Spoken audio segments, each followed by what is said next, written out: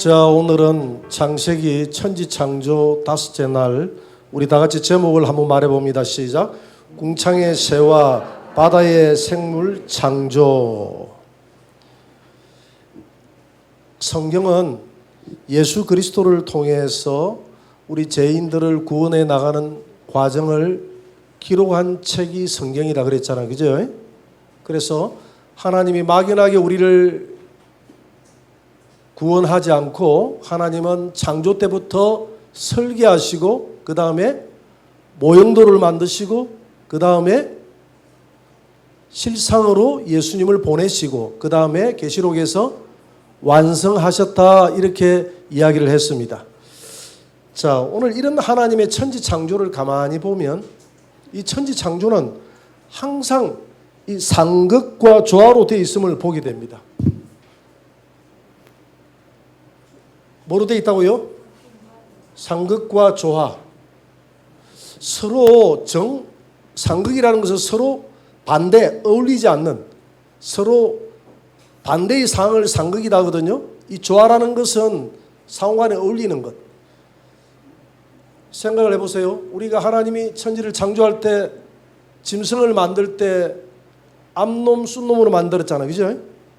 어족도 마찬가지고 식물도 암술, 수술, 사람도 남자와 여자, 또 이 모든 이 우주를 이 음양의 조화로 만들었죠. 이렇게 뭔가 상극적으로 만들면서도 서로 조화가 되는 이런 관계로 창조를 하셨다 이 말입니다. 첫째 날에 보면 첫째 날에 빛을 보냈지 않습니까? 그 첫째 날은 이 세상이 빛과 무엇으로 되어 있습니까? 어두움으로 되어 있습니다. 이 빛과 어두움은 서로 상극의 관계죠. 빛이 오면 어두움은 물러가고 어두우면 빛이 물러가고 상극의 관계이면서도 이 두 개는 서로 또 조화가 되는 것입니다. 그 다음에 둘째 날에는 뭘 만들었죠?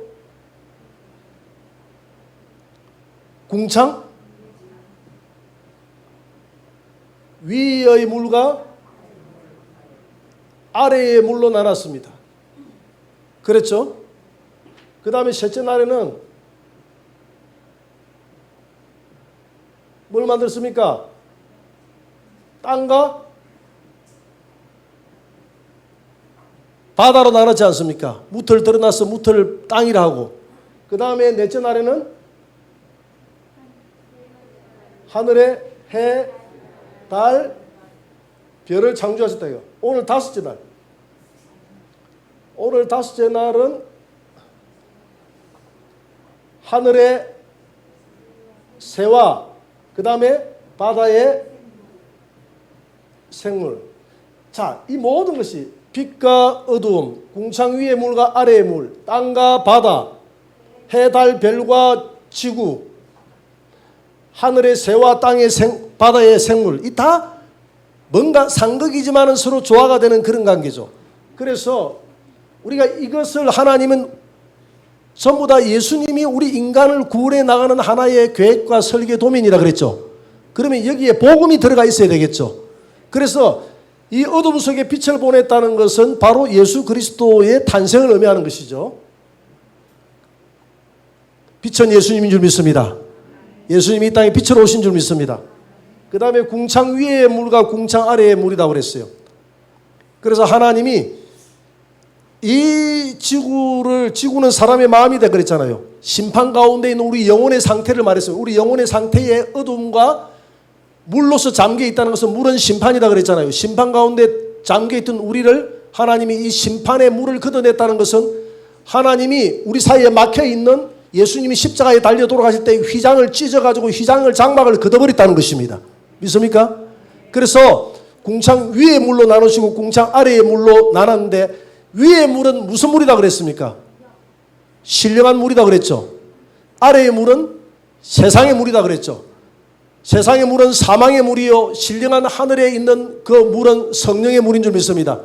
그래 이게 뭐냐 하면 이 두 가지는 하늘에 있는 성령에 소속된 사람과 세상에 소속된 사람을 나타낸다고 그랬죠. 그래서 세상에 소속되어 있는 세상의 물에 매몰되어 있는 사람들이 저 하늘의 성령의 물, 성령의 사람으로 나아가기 위해서는 오직 누구의 길을 통해서만 나아갈 수 있다? 십자가의 길을 통해서만 하늘로 올라갈 수 있는 줄 믿으시기 바랍니다. 그래서 십자가의 길은 구약성경이 야곱이 봤던 사닥다리였다 했고, 그 사닥다리의 실상이 누구다 그랬죠?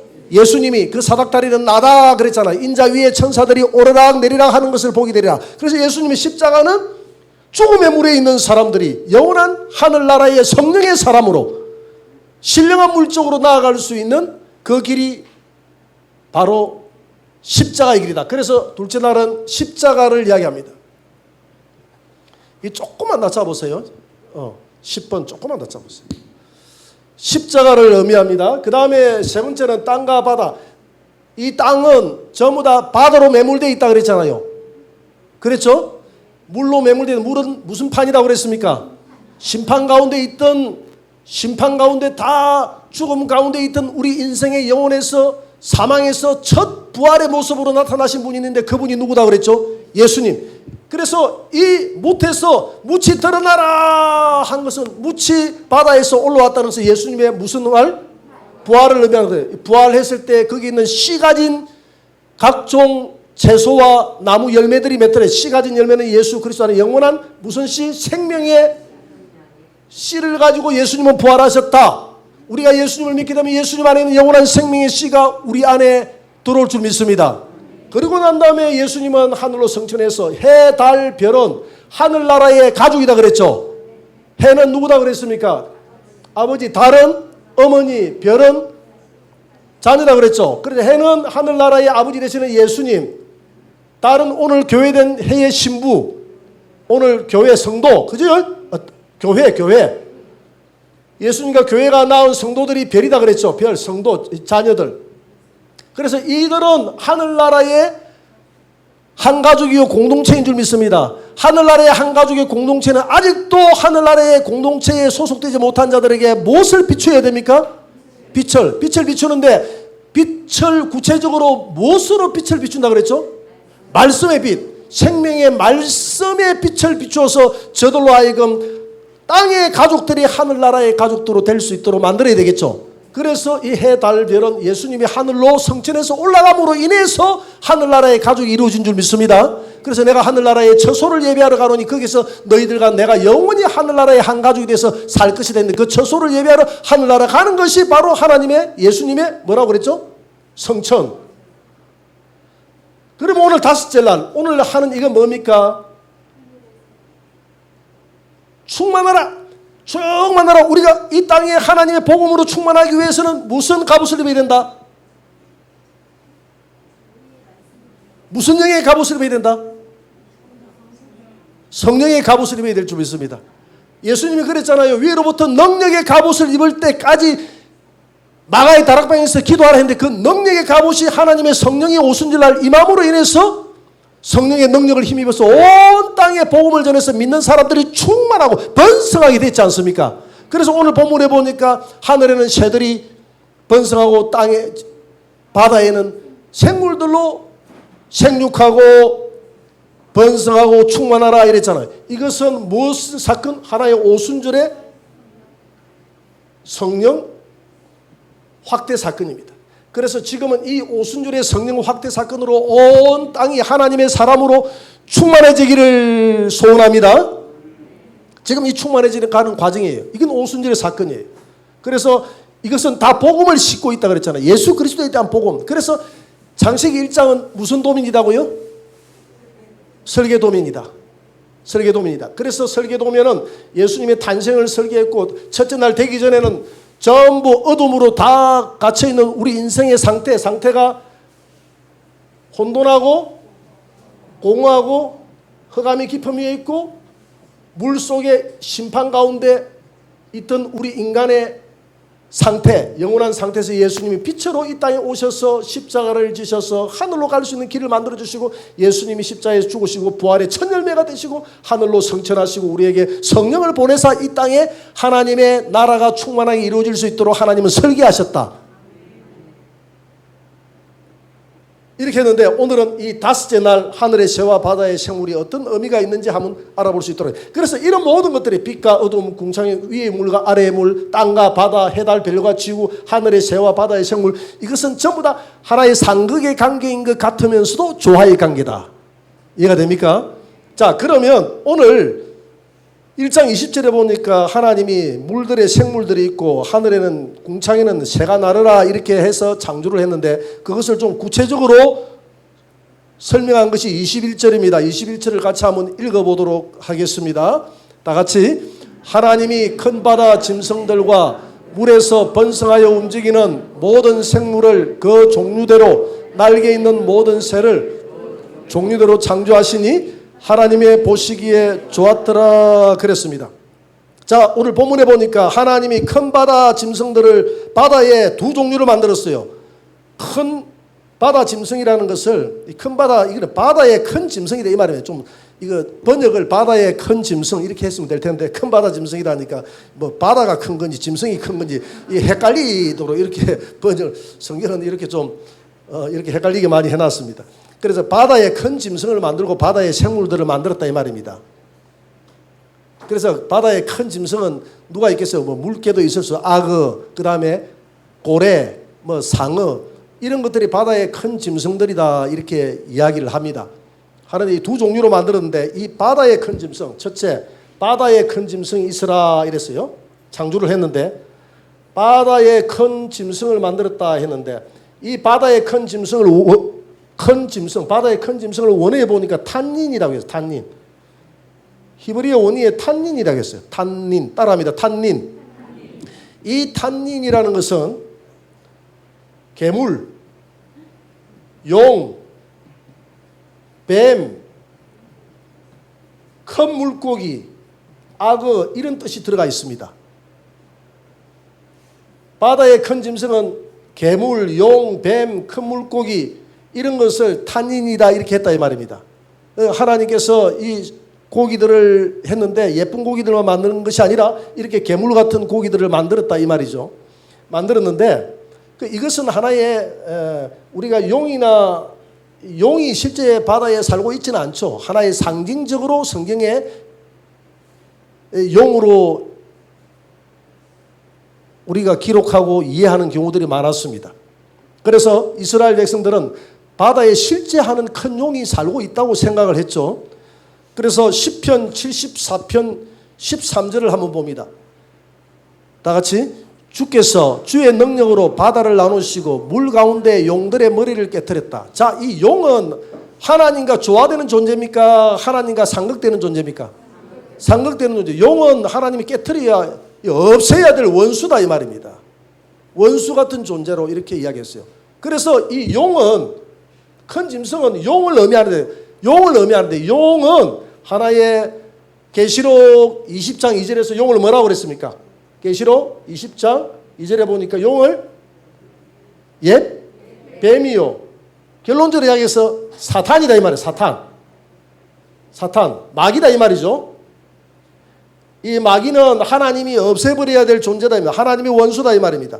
그래서 바다에 큰 물고기를 만들었다 이렇게 이야기했어요. 또 이사야 27장 1절도 한번 봅니다. 다 같이. 그날에 여호와께서 그의 견고하고 크고 강한 칼로 날린 뱀 리워야단 곧 꼬불꼬불한 뱀 리워야단을 벌하시며 바다에 있는 용을 죽이시고. 즉 여기에서는 날린 뱀, 꼬불꼬불한 뱀, 용 이렇게 했는데 이건 당시에 그 주변에 있는 강대국들을 비유적으로 설명했는데 강대국들을 비유적으로 설명했어요. 아수르, 바벨론, 애국을 비유적으로 설명했지만은 결론적으로 이것을 비유적으로 했지만은 결론적으로 이게 신약에 와서 영적으로 보면 이런 존재들은 바다에 사는 존재들은 누구로 표현한다고요? 마귀. 이런 마귀들을 여호와께서 죽이더라. 마귀를 최후에 심판하더라. 이렇게 비유적으로 설명하고 있습니다. 그러면 이 바다가 뭐냐는 것이죠. 요한계시록 17장 15절에 한번 봅니다. 이 바다는 천사가 내게 말하되 내가 본 음녀가 앉아있는 이 물, 많은 물 위에 이 음녀가 앉아있다고 요한계시록 17장 오늘 2절에서는 이야기하고 있는데 음녀가 앉아있는 많은 물이, 이 많은 물이 바다의 물인데 이 바다의 물은 뭘 의미하느냐 하면 백성과 무리와 열국과 방언들이다. 많은 무리들, 열국, 이 땅에 있는 모든 나라들을 바다라고 한다 이 말입니다. 실제 바다가 바다로 비유를 했다 이 말입니다. 이 모든 열국들에는 수많은 사람들이 살고 있잖아요. 그래요 안 그래요? 열국들에는 수많은 사람들이 살고 있고 열국에는 수많은 사람들이 살아요. 사는데 이 수많은 사람들을 지배하는 존재가 있는데 그 존재가 누구다 그랬죠? 바다 지배하는 존재 사탄 아닙니까? 사탄. 사탄 짐승 적그리스도. 그러니까 여러분 이 바다에 많은 생물들이 있는데 이 생물들을 지배하는 존재가 누구냐 하면 바로 큰 물고기다 이 말입니다. 탄인이다 이 말입니다. 바다의 짐승이 이 작은 물고기들을 점령한다, 지배한다 이 말입니다. 저 무슨 말이냐? 바다는 세상이다 그랬잖아요. 세상 일국이잖아요. 이걸 신약에 와서 비유적으로 하면 바다가 세상이다 하면 세상에 많은 사람들은 생물 아닙니까? 물고기예요. 여러분들은 세상에 사는 사람들은 물고기는 누구의 지배를 받고 누구를 두려워하면서 누구의 지배를 받고 살아가느냐 하면 큰 물고기의 지배를 받고 살아가는데 그 큰 물고기 괴물 같은 용의 물고기가 누구냐 하면 신약에 와서는 마귀 사탄이더랍니다. 이 사탄이 짐승이더라 이 말입니다. 이해가 됩니까? 그래서 바다는 세상에 비유했고 바다에 있는 물고기들은 구원받아야 될 세상 사람들을 의미한다. 할렐루야. 그것을 하나님은 상상하면서 이 만물을 창조하셨다는 겁니다. 누구를 통해서 구원받아야 될 사람들입니까? 예수 그리스도를, 첫날에 빛을 보내신 예수님을 통해서 구원받아야 될 사람들이 이 바다에 속한 사람들이다. 그래서 바다의 물고기들은 구원받아야 될 사람들이다. 그래서 우리가 요나를 삼킨 큰 물고기 나오지 않습니까? 큰 물고기 나오죠? 마태복음 12장 40절 한번 보세요. 마태복음 요나서 1장 17절에 큰 물고기가 요나를 삼켰다는 그게 마태복음 12장 40절에 잘 나오고 있습니다. 마태복음 12장 40절을 한번 펴보세요. 요나가 밤낮 사흘 동안 큰 물고기 뱃속에 있었던 것 같이 인자도 밤낮 사흘 동안 땅에 있으리라. 그러니까 요나가 어디에 있었다고요? 큰 물고기 뱃속에서 며칠 동안? 3일 동안 있었다. 즉 요나가 3일 동안 있어요. 요나의 사건은 예수 그리스도의 십자가의 죽음과 부활의 사건의 예표다 그랬잖아요. 하늘로서 온 표적을 보여달라니까 나는 요나의 표적 외에는 보여줄 게 없다 했는데 그 표적이 뭐냐 하면 십자가에서 너희들의 죄를 사하고 내가 3일 만에 요나가 물의 입에서 튀어나온 것처럼 내가 3일 만에 살아나는 이것이 바로 내가 이 땅에 오신 하나의 내가 하나님의 아들이요 내가 구원자라는 하나의 명백한 하나의 내가 하늘로서 왔다는 하나의 사건이다. 표적이다. 기적이다. 이렇게 이야기했거든요. 그래서 요나를 통해서 계획해놨던 것을 하나님은 예수님이 십자가를 지고 음부에 들어가서 3일 만에 음부에서 튀어나와서 3일 만에 부활함으로 인해서 요나의 그 계획을 실상으로 이루신 분이 바로 예수님의 십자가와 부활의 사건임을 믿으시기 바랍니다. 그래서 요나는 하나의 예수님을 예표하는 거예요. 누구를 예표한다고요? 예수님. 이 큰 물고기는 뭐냐면 큰 물고기는 소울을 예표해요. 소울이 뭡니까? 음부, 지옥을 이야기하는 거다. 음부, 지옥의 주관자가 누굽니까? 마귀. 그래서 예수님은 큰 물고기 뱃속에 요나가 들어갔다는 것은 예수님이 베드로전서 3장 19절에 보니까 영으로 옥으로 지옥으로 내려갔다 했거든. 옥으로 내려갔다 했거든. 예수님이 3일 동안 옥으로 내려갔다 했거든요. 육을 나누고 영으로 옥으로 내려갔다 해. 지옥으로 내려갔어. 그래서 지옥에 갇혀 있었다는 겁니다. 그러니까 큰 물고기 속에 갇혀 있었던 예수님이 이 마귀의 사망 근세를 이기시고 요나가 입에서 튀어나온 이것은 부활을 예표하는데 예수님이 3일 만에 이런 지옥의 근세를 이기고 3일 만에 무슨 활을 하셨다? 부활하셨다는 거예요. 부활하셨다. 부활하셨기 때문에 이 땅에서 예수님이 처음으로 소울의 근세에서 부활하여 살아난 분이 나는 것은 소울을 쥐고 있는 분이 누구다고요? 소울을 쥐고 있는 분. 마귀. 분이 아니라 소울을 쥐고 있는 놈이다 하면 이렇게 또 좀 욕이 되니까 존재. 소울을 지배하고 있는 존재는 마귀인데 최초로 마귀로부터 죽음의 근세를 이기시고 살아난 분이 예수님이니까 이 소울에서 큰 물고기를 창조했다 그랬잖아요. 오늘 보니까 큰 물고기가 탄닌 어디 있습니까? 이 탄닌이라는 괴물 큰 물고기가 예수님을 삼켰다는 것은 용이 예수님을 삼켰다는 겁니다. 마귀가 예수님을 삼켰다는 겁니다. 마귀가 예수님을 죽여서 지옥으로 끌고 갔다는 겁니다. 이해가 됩니까? 그렇지만 예수님이 지옥에서 예수님은 죄인이 아니라 의인이기 때문에 예수님은 살아날 수 있는 합법적인 권세가 있다고 제가 설명했잖아요. 예수님 살아난 줄 믿습니다. 그러면 우리도 지금 이 작은 물고기들은 큰 물고기에게 큰 마귀에게 전부 다 잡혀있는 이 생물들인데 이 생물들이 살아나기 위해서는 예수님하고 연합하면 예수님이 살아날 때 우리도 연합하여 살아날 줄 믿습니다. 소울의 권세에서 예수님이 부활할 때 우리도 부활할 줄 믿습니다. 그래서 이 바다에 있는 오늘 큰 물고기를 창조했다는 것은 이 바다에 있는 큰 물고기는 예수님이 영적으로 볼 때 이거는 하나의 마귀를 의미하는 것이고 이 바다에는 세상 열국이 했잖아요. 세상 열국 속에 작은 생물들은 열국을 지배하고 있는 수많은 영혼들이고 그러면 이 열국을 지배하는 수많은 영혼들은 우리가 어떻게 해야 됩니까? 우리 하늘에 속한 자들은 이 짐승을 깨뜨리고 마귀와 영적 싸움에서 이기고 마귀 수하에 있는 수많은 생물들을 건져내서 하늘 곳간에 드리는 것이 저와 여러분들의 사명이다. 할렐루야. 그래서 마태복음 4장 19절에 보니까 예수님이 뭐라고 했습니까? 4장 19절 떼어보세요. 다 같이 말씀하시되 나를 따라오라 내가 너희를 사람 낚는 어부가 되게 하리라. 바다의 생물들은 다 우리가 낚아서 하나님의 곳간 안에 드려야 될 전부 다 우리의 전도의 대상인 줄 믿으시기 바랍니다. 그래서 바다에 있는 이 생물들은 바다는 세상이 돼 있잖아요.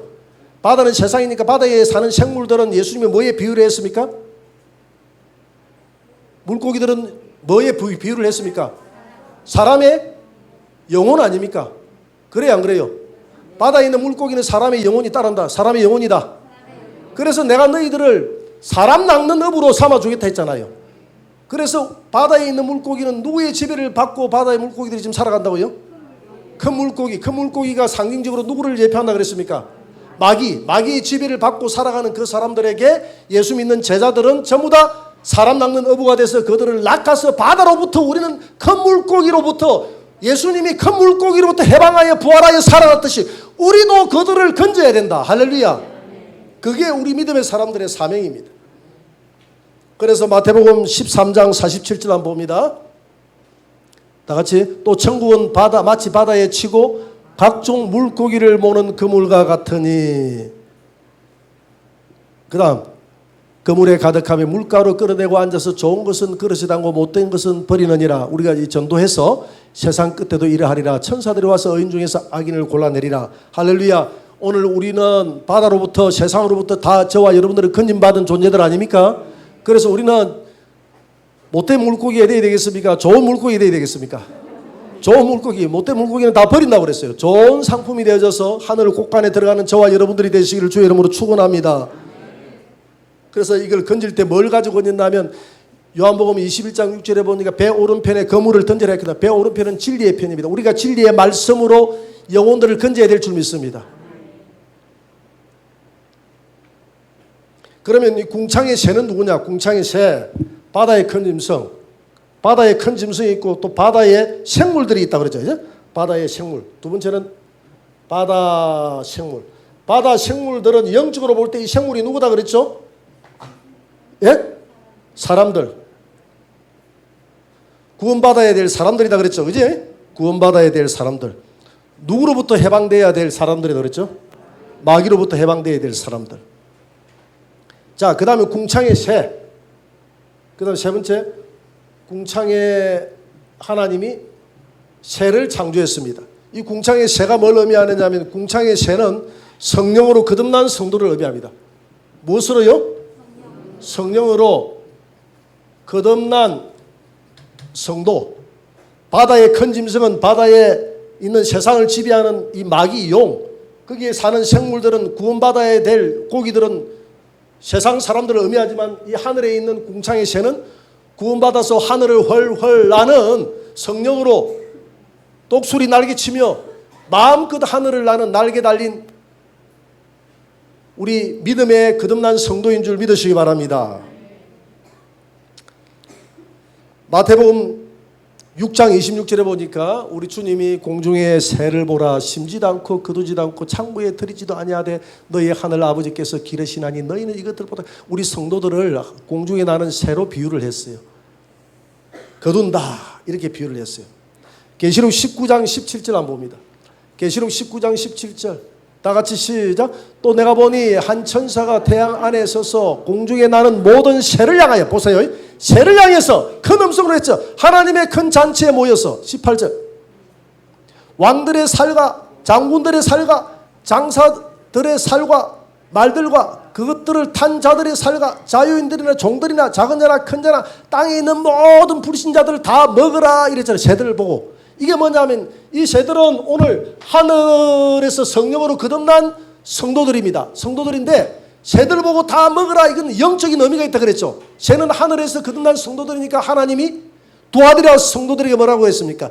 이긴 자에게 내가 심판하는 절장의 권세를 주겠다 그랬잖아요. 예수님이 세상을 심판할 때 너희들도 이긴 자들 함께 심판하리라 그랬잖아요. 그래서 먹으라 이 말은 지배하라 이 말이거든요. 이 새는 우리 성도들을 상징하는 겁니다. 누구를 상징한다고요? 우리 성도들, 이긴 자 성도들로 하여금 이 심판의 잔치에 함께 참여하라는 그 말입니다. 왜냐하면 두아디라 교회에게 이긴 자에게 심판 권세를 함께 준다 이랬거든요. 그날에 여러분들은 새가 되어져서 땅의 짐승들을 먹는 새가 되어져야지 먹히는 짐승이 돼서는 안 될 줄 믿습니다. 먹히는 종이나 자유인이 돼서는 안 될 줄 믿습니다. 우리는 하나님 앞에 초대받은 새처럼 세상을 지배하는 자가 되어야 돼요.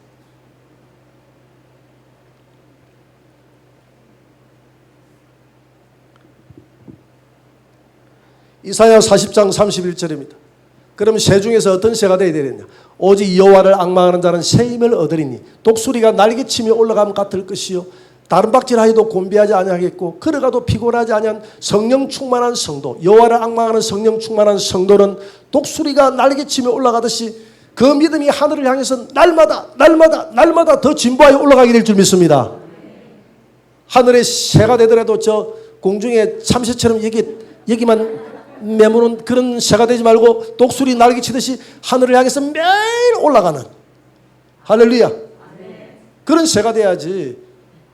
근데 요즘 도시에 사는 그 비둘기처럼 말이야, 매일 그 남의 그만 얻어만 먹으려고 이렇게 하고 도망도 안 가요. 이 비둘기는 도망도 안 갑니다. 요즘 하늘의 독수리가 되시기를 바랍니다. 자, 우리는 벌레 같은 존재라고 그랬잖아요. 야곱 보고 이 버러지 같은 야곱아 그랬잖아요. 이사야 41장 14절 한번 보세요. 버러지 같은 이 벌레 같은 야곱아, 너희 이스라엘 사람들아. 오늘 영적 이스라엘 사람들이 저와 여러분들 아닙니까? 두려워하지 말라. 나 여호와가 말하노니 내가 너를 도울 것이라. 내 구속자는, 그러니까 벌레 같은 너를 내가 구속해 주겠다. 여러분, 우리가 버러지 같은 우리 존재가 우리가 새롭게 거듭나서 하늘의 새가 될 줄 믿습니다. 이해가 됩니까? 곤충학자 찰스 코만이라는 여사가 있습니다. 곤충학자 찰스 코만이라는 여사가 있는데, 이 애벌레가 나비가 되잖아요. 그래요, 안 그래요? 애벌레가 나비가 되는데 이 애벌레가 나비 되기 일보 직전에 보니까 안에 애벌레가 통통 비어가지고 나비가 돼가지고 이제 빠져나오려고 하는 구멍을 통해서 근데 못 빠져나오는 거야. 아무리 살펴도 너무 마음이 아파서 가위를 가지고 살짝 잘라줬대. 그러니까 쉽게 헐헐 나와서 날더라는 거예요. 그런데 그 나비를 유심히 살펴보니까 날기는 나는데 맨날 며칠 못 가서 날개가 말라지더니 삐동삐동 말라가지고 죽어버리더라는 거예요. 그런데요, 그 곤충을 그대로 뒀더니 막 낑낑대고 나와가지고 맨날 며칠 해산의 고통으로 이렇게 나오는 나비는 건강히 잘 살더라. 그 삐대는 가운데 이 나비가 근육이 생기고 활력이 생겨가지고 나는데 아무 문제가 없더라는 거예요. 할렐루야. 제가 그런 모습을 보면서 여러분 요한계시록 12장 2절 한번 보세요. 요한계시록 12장 2절에 한번 떼어보세요. 이 여자는 교회라고 그랬잖아요. 계시록 나는 교회가 아이를 배웠는데 아파서 애를 쓰며 부르잖아요. 얼마나 이 아이를 낳아야 되는데, 이 아이는 휴거 성도거든요. 이 성도를 낳는데 해산하면서 아이를 낳는 거예요. 3절 보세요. 3절. 2절까지만.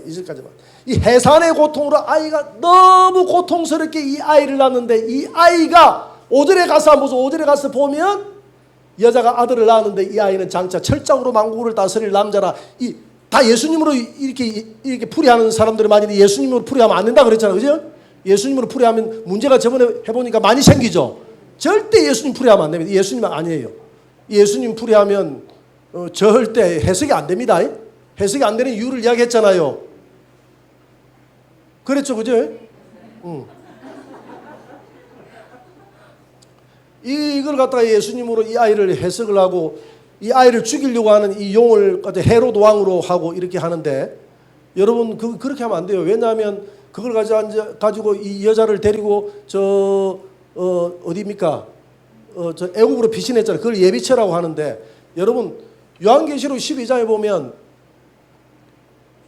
이 아들이 올라가는 것을 예수님이 성천했다 하는데, 그리고 난 다음에 이 용이 여자를 잡아먹으려고 해야 안 해요? 그러면 여자는 마리아가 돼야 되잖아요. 그래야 안 그래요? 마리아가 되든지 구약 성도가 되든지 돼야 되잖아요. 그죠? 그런데 보니까 이 여자를 잡아먹으려고, 아이를 잡아먹으려고 하다 안 되니까 여자를 잡아먹으려고 했는데, 천사가 나타나서 독수리 2날개로 엎고 어디로 갔다 해서 예비체에 가서 3년 6개월 동안 양육하더라 그랬잖아요.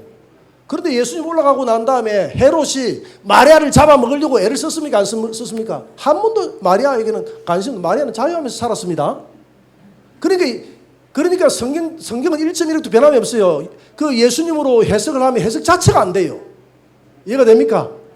그러니까 이 여자는 누구냐 하면 마리아도 아니고 교회입니다. 교회인데, 이 해를 입은 교회, 해는 예수님이니까 온전히 예수님으로 옷 입은 교회인데, 예수님만으로 옷 입은 교회가 낳은 이 아이가 사도 바울이 내가 너희를 눈물로, 해산의 고통으로 너희들을 낳았다 그랬잖아요. 이 뭐냐 하면 성도들은 해산의 고통으로 믿음이 자라야 되는 겁니다. 해산의 고통으로 믿음이 자라가지고 나아가지고 자란 사람이 바로 이 아이인데, 아이가 12장 5절에서 하늘로 올라가는 게, 이게 바로 휴거되는 휴거성도인 줄 믿으시기 바랍니다. 이게 휴거성도예요. 해산의 고통으로 낳은 성도. 그래서 성도들은 이 땅을 살아갈 때 정말 해산의 고통처럼 이렇게 자라야 됩니다. 많은 시련이 와도 눈물의 골짜기 대학교도 통과해야 되고요. 빈들의 아굴골짝 대학교도 통과해야 되고, 풀무불 대학교도 통과해야 되고, 환란 대학교도 통과해야 되고, 대학원도 나와야 되고, 박사학위도 타야 되고, 그렇게 해가지고 이런 환란 가운데서, 해산하는 고통 가운데서 나와야 마치 그 애벌레가 정말 나비가 돼서 헐헐 자유하면서 마음껏 날듯이, 독수리 날개 치며 올라가듯이, 거듭나긴 했는데 비틀거리가 죽는 성도가 아니라 날마다 더 올라가는 독수리 같은 성도가 되어야 된다 했지 않습니까? 그렇게 되기 위해서는 우리가 해산하는 고통으로 우리의 신앙이 환난과 고난, 환난과 핍박 중에도 성도는 신앙 지켰네. 이 신앙 생각할 때에 기쁨이 충만하도다. 환난과 핍박 가운데서도 우리 성도들은 죽음을 두려워하지 않고 더 좋은 부활을 바라보고 믿는데, 이런 사람은 세상이 감당할 수 없는 성도다, 이렇게 이야기했어요. 그런 성도가 될 때 우리는 하늘을 나는 독수리 같은 이런 거듭난 성도가 될 줄 믿습니다. 그래서 이렇게 우리는 거듭나서 이 땅에 있는 이 물고기와 이 하늘에 있는 새의 차이는 별로 없어요. 하늘에 있는 새는 날개가 있고, 땅에 물에서 뛰노는 이 물고기는 지느러미가 있는 거예요. 여러분, 지느러미가 딱 거듭나 버리면 하늘의 새처럼 날개가 될 줄 믿습니다. 우리 성도들이 마찬가지예요. 이와 같이 이 애벌레 같은 우리 성도들이 확 거듭나 버리면 나비 같은 성도가 되어서 하늘을 난다 이 말입니다. 그냥 나비가 아니라 해산 같은 고통 가운데서, 해를 입은 여자가 해산의 고통 가운데서 이 아이를 낳아서, 이 아이가 그런 고난을 딛고, 내 환경에 수많은 고난을 딛고 믿음을 지키고 나왔으니 그 신앙이 단단해져서 하늘의 휴거 성도가 되더라. 할렐루야. 그래서 그런 성도가 독수리 날개치며 올라가는 성도인 줄 믿습니다. 그래서 이런 성도들을 산전, 수전, 공중정 다 겪은 성도예요. 할렐루야.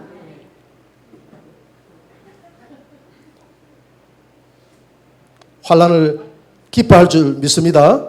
하늘에서 너희의 상이 크다고 그랬어요. 자, 이렇게 하면 우리가 알겠죠.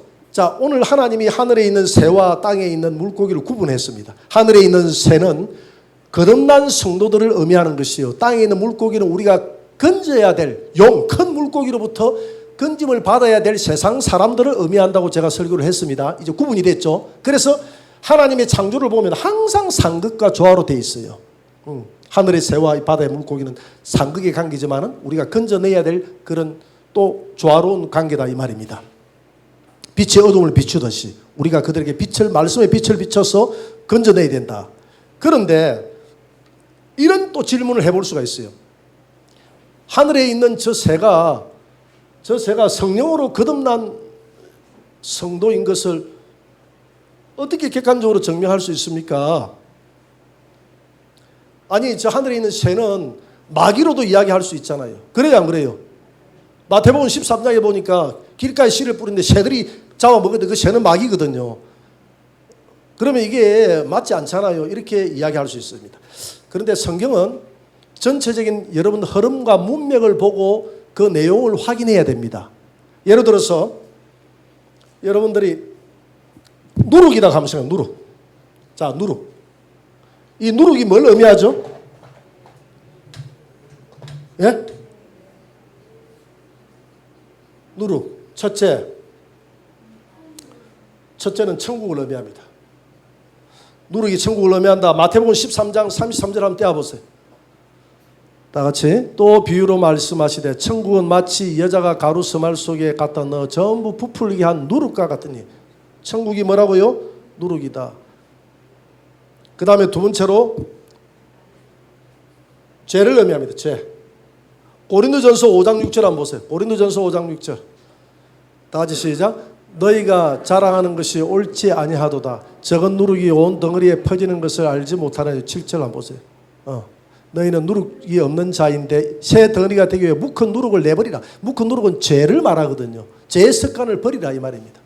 이 누룩이 지금 여기서는 뭘 고린도 교회에 있는 죄를 의미하는 거예요. 그 죄를 버리라는 것이거든요. 그러니까 누룩은 이게 죄를 의미하는 거예요. 한쪽에서는 이거는 천국을 의미하고요. 또 다른 관점에서는 마태복음 16장 12절 한번 보세요.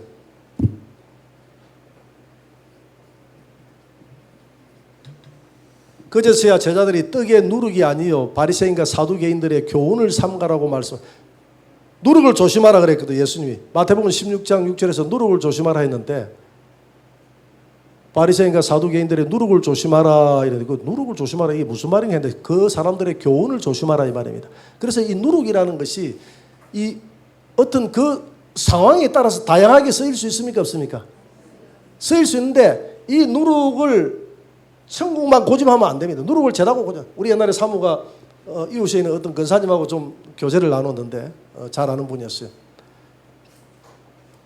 천국이 누룩이다 하니까 이 근사님이 무슨 소리 했냐고 죄다 이래 하더라. 그래 죄가 될 수도 있지만은 누룩이 될 수 있다고. 성경에 그렇게 나와 있다고 해도 아이 사모님 잘못했다고 잘못한다 다시 알아보라 하고 안 받아들여. 성경에 있다 해도 안 받아들이더라는 거예요. 성경에 있다 해도 무조건 죄다고. 그 기억이 나. 와가지고 나한테 한숨을 푹 쉬면서 아무리 이야기해도 안 되더라고 이렇게 하면서. 그래서 상황에 따라서 천국이 될 수 있고 죄가 될 있고 교훈이 될 수도 있다. 오늘 새도 마찬가지입니다. 여러분 새. 오늘 새가 하늘에 있는 성도라고 그랬잖아요. 자, 마태복음 3장 16절 보세요. 예수께서 침례를 받으시고 물에서 올라올 때 하늘이 열리고 하나님의 성령이 비둘기같이 내려. 그러니까 이 비둘기를 새를 어디에 비유를 했습니까? 성령에 비유를 했습니다. 성령, 예수님에게 성령이 부어진 성령에 비유를 했습니다. 계시록 12장 4절에 보니까 천사에 비유를 했어요. 천사. 독수리. 요 새는 비둘기. 다 같이 그 여자가 큰 독수리의 두 날개를 받아 광야 자기 곳으로 날아가 거기서 그 뱀의 낯을 피하여 한 때와 두 때와 반 때를 양육받으며 했는데, 여기에서 말하는 큰 독수리는 독수리가 아니고 하나님의 보좌에, 예수님의 보좌에 보니까 오른쪽에는 사자, 왼쪽에는 송아지, 아래쪽에는 인자, 위에는 독수리. 그러니까 하나님의 보좌를 지키고 있는 네 천사인 줄 믿습니다. 그 네 천사 중 한 천사가, 큰 독수리가 두 날개를 가지고 갔다는 것은 이 천사가 하나님의 말씀과 성령으로 인도해 가지고 예비처로 성도들을 데려갔다 이 말입니다. 신천지는 저 독수리 두 날개가 대한항공 그 비행기라고 이야기하던데, 대한항공 비행기라고 이렇게 비행기 두 날개다 이야기하던데, 그 어처구니 없는 해석을 하죠. 그 어처구니 없는 해석, 하도 그 어처구니 없는 해석이다 하고 이러하니까 이제 내가 보니까 다 내려버렸어. 신천지에서 다 내려버렸어. 그 영상이 나와 있거든요. 이만희도 그렇게 이야기했고, 거기 있는 강사들도 앵무새 강사들은 배운 대로 하는 거예요. 배운 대로. 자, 우리 유재열이가 독수리 두 날개 저 대한항공 비행기를 타고 저 미국에 도피 갔죠. 그게 3년 6개월 동안 있었죠. 웨스트민스터 신학대학교 들어갔죠. 전부 다 보니까 내가 가만 보니 웃어 죽겠어.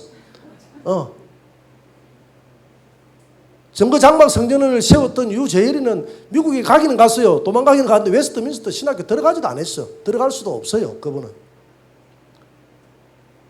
그분 학력이 중졸밖에 안 돼가지고 들어가지도 못해. 들어가지도 못하고, 그래 하니까 어떤 사람이 신천지에서 배우는 사람이 이만희 왔을 때에 이거 제가 이거 조사를 해보니까 그 대학교에 그 유재열이 들어온 적도 없다고 이야기하고 그러는데 이 잘못된 교리 아닙니까? 하니까 이만희가 하는 말이, 이 사람아, 내가 그걸 어떻게 알아? 지가 그냥 웨스트민스터 나왔다 하길래 내가 나왔다고 이야기를 했지. 그래, 그 진리의 문제를 그렇게 가볍게 이 사람은 어떻게 하나 확인도 안 해보고 그렇게 하면 됩니까? 그래가지고 안 맞거든요. 이게 실상이 안 맞거든요. 교리가 안 맞거든요. 전혀 이 하나만 봐도 이 계시의 엉터리 아닙니까? 너무 안 맞아요. 우스운 이야기예요. 그래 내가 보니까 막 전부 다 강사들 내가 다 보니까 전부 다 지역마다 강사들이 그리 강의를 다 하더라고. 앵무새처럼 탁탁 실상이 맞았더라. 교리가 실상. 그래가지고 공격을 하니까 그걸 자기들이 싹 다 찾아가 내려버렸어. 싹 다. 다 내려버려도 우리가 다 가지고 있습니다. 다 내린다는 걸 알고 있기 때문에 다 가지고 있어요. 증거를 가지고 있습니다. 근데 신천지 성도들은 순진해요. 다 그거 안 맞잖아 이렇게 이야기하면 그거 안 맞고 맞고 무슨 소용이 있노? 그냥 여기 진리의 말씀만 있으면 되지. 그게 안 맞으면 진리의 말씀이 아니지. 희한해요, 그 사람들. 그런 사람들 우리가 건져야 될 줄 믿습니다. 그런 사람들은 누구에게 잡혀 있습니까? 용에게 딱 잡혀가지고. 용에게 딱 잡혀가 있어요. 그래서 또 성령 충만한 성도로 표현하기도 합니다. 이사야 40장 31절에 보니까 성령 충만한 성도, 독수리, 성령 충만, 또 독수리를 천사라고 되어 있지만 성령 충만 성도라고 되어 있습니다. 성도. 그렇게 표현을 했고요. 그 다음에 마태복음 13장 4절에 보니까 악한 마귀라고 되어 있어요. 악한 마귀. 마태복음 13장 4절에 보니까 뿌릴새 하나님 말씀에 씨를 뿌리는데 길가에 떨어지면 새들이 와서 먹었다. 이 말은 이 새를 마귀라고 그랬거든요. 하나님 말씀이 여러분들의 마음판에 떨어지기 전에 마귀가 싹싹 다 주워 먹어서 이 말씀이 뿌리가 못 내린다. 이 말이거든요. 그래서 이 오늘 새를 설명하러 했는데 하늘에 있는 새가 어떻게 성령입니까? 이 다양한 해석이 나오기 때문에 이 다양한 해석들은 앞, 뒤 이 문장에서 설명하는 문맥을 보고 우리가 결정을 해야 된다 이 말입니다. 이해가 됩니까? 그래서 이 창세기의 전체적인 흐름을 딱 쳐다보면 하나님이 이 속에 복음이 다 들어가 있잖아요. 탄생부터 해가지고 예수님의 재림까지 다 들어가 있거든요. 그 다음 주에 내가 답까지 다 이야기해버린대. 다음 주가 뭐라는 이야기입니까? 재림이라는 이야기죠. 그죠? 재림함으로 끝나죠. 다음 주 해야 될 게 재림입니다. 그래서 보니까 탄생, 십자가, 부활, 성천, 오순절 성령 사건 다음에 재림 아닙니까? 이게 복음이 다 들어있기 때문에 이 전체적인 흐름을 보면 복음이 다 들어있거든요. 근데 복음은 항상 빛과 어두움, 궁창 위의 물과 아래의 물, 땅과 바다, 해달 별과 지구, 하늘의 새와 바다의 생물, 빛은 어둠에 있는 자들을 건져줘야 되고 궁창 위에 있는 물은 궁창 아래에 있는 자들을 건져줘야 되고, 땅에 있는 것들은 이 바다를 육지로 만들어서 복음의 씨가 지나가도록 육지로 부상할 수 있도록 부활할 수 있도록 만들어줘야 되고, 해, 달, 별은 지구를 비추어서 다 건져내서 하늘의 성천에 우리 가족이 되도록 건져줘야 되고, 하늘에 있는 새는 바다에 있는 생물들을 건져줘야 되고, 바다에 있는 생물들이 거듭나서 하늘에 있는 새처럼 날아서 건져줘야 되고, 이렇게 전체적인 문맥을 보니까 이 새를 마귀라고 해야 되겠습니까? 성령으로 거듭난 성도라고 해야 되겠습니까? 당연히 성령으로 거듭난 이 문맥과 전체적인 흐름을 딱 보면 이 새가 뭘 의미한다는 것이 답이 나와요, 안 나와요? 이제 이게 답이에요. 그래서 신천지는 가면 이걸 외워버리거든. 정답처럼. 씨는 말씀, 나무는 사람. 노래로 불러가고 외워버려요. 재미가 있거든. 씨는 말씀, 나무는 사람. 이렇게 해가지고 말씀이 확 띄네. 여기 눈이 확 띄네. 이렇게 또 해석을 해버리면 그것을 은혜 받아버리는데, 그렇게 해석되는 게 쉽지 않아요. 별만 해도 얼마나 많은 해석이 되는데, 하늘의 별이 예수님이고 성도들이고, 별이 마귀가 되고 별이 천사가 되고 우리의 상급이 되고, 이거는 전체적인 그렇게 그 공식화해서 외울 수 있는 게 아니다 해도 돼요. 그렇게 쉽게 성경 공부하면 나도 좋겠지만은 성경 공부는 그렇게 하는 게 아니다 해도 돼요. 그래서 이 하늘에 있는 새도 마찬가지잖아요. 새도 오늘 보니까 성령으로 거듭난 성도, 독수리 천사, 또 성령으로 충만한 성도, 악한 마귀 다양하게 했는데, 이 전체적인 문맥을 보니까 이 새를 마귀라고 해야 될까 뭐라고 해야 될까 보니까 새는 보니까 이 전체적인 맥락으로 봐서 하늘에 있는 새는 거듭난 성도들이다.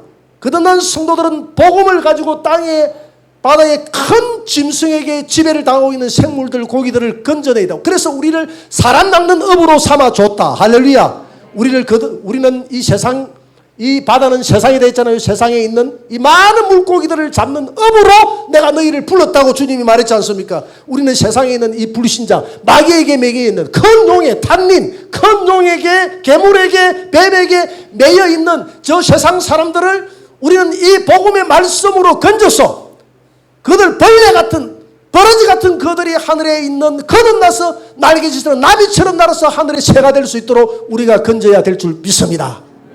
오늘 여기까지.